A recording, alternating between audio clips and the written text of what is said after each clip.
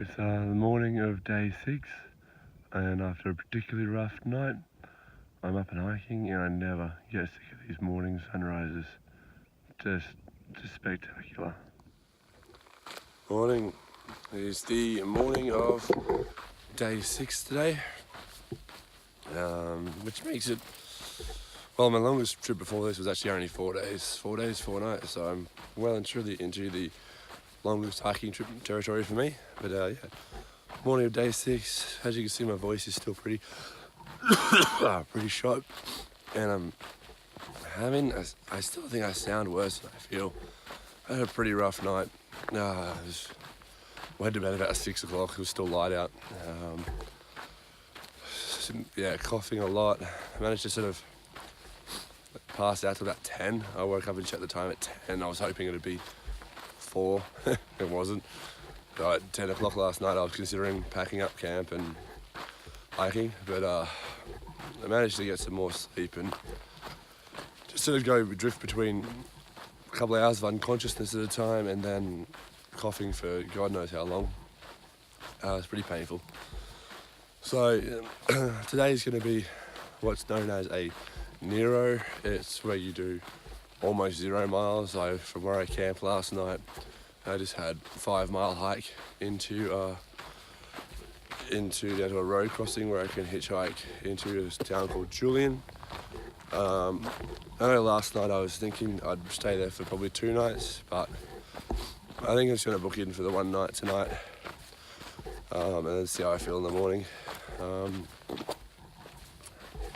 I've also got to consider the next town where I've mailed some food ahead and what day I get in there and how far it is, because if I take a full 0 where I do no miles at all tomorrow, if I do that and then leave the next day, there's a decent chance it'll be a Sunday when I get into the next town, which means I'll be sitting around doing nothing again and having another day off, which isn't the end of the world, but at this stage it's like I'm going much slower than I expected. Like I sort of thought I'd be doing 20-mile days, which is about 32 kilometres, but I've only been doing on average about 15, so 16, 24 kilometres a day, which, given I've been basically sick the whole time, is probably not too bad.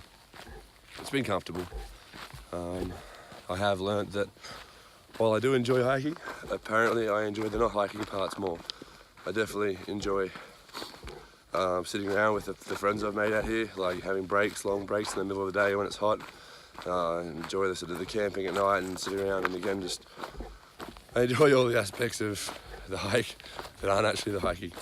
But the hiking is beautiful. I mean, right now, early morning, I think it's just after 6 a.m. Sun hasn't broken the horizon yet, but it's daylight. You can see my headlamp here, but I no longer need it.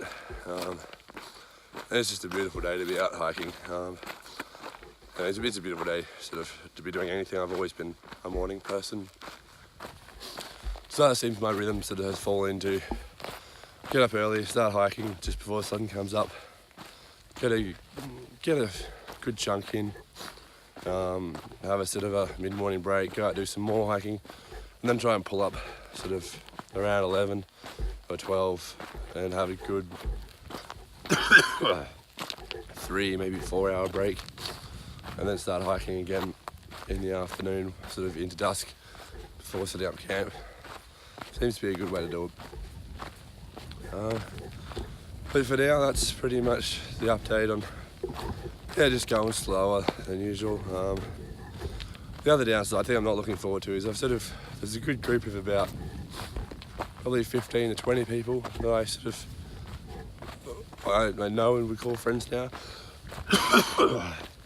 that are in varying stages of, some are in front of me, some are behind me at the moment, and you spend a lot of time leapfrogging with each other, seeing each other at breaks, and often camping with each other. And if I do take a night or 2 off in Julian, it does suck, because they will get out of me, and it can be hard to make up. Like, I think not yesterday, the day before, I was trying to catch a few of them, and it does kind of ruin your day, because you end up kind of death marching and and I was just getting into each sort of break point as they were leaving, and it wasn't until the very end of the day that I got into the same campground as them, and they were already sitting around having dinner and having a laugh, and you know, I couldn't join in because I was so tired, and because I had done a few extra miles more than them.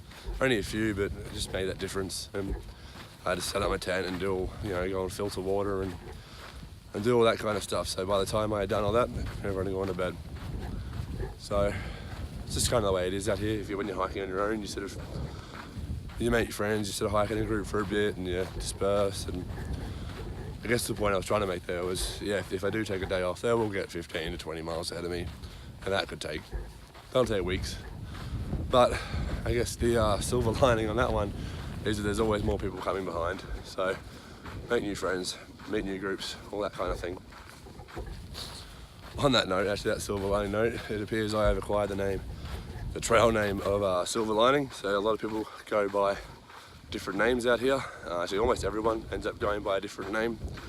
I actually it was my birthday when I started, and someone asked how old I was, and I just said, oh, look at the grey hair. And they went, oh yeah, you do have a bit of a silver lining there.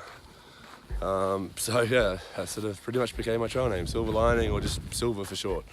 So most people are starting to know me as Silver out here. Which, you know, it's not the most fun story, but whatever, there's worse trail names out there. Yeah, so that's pretty much it for now. I'm going to try and save my voice a bit. It's doing better than I thought it would today, but I'll probably do another one from maybe my room in Julian. All right.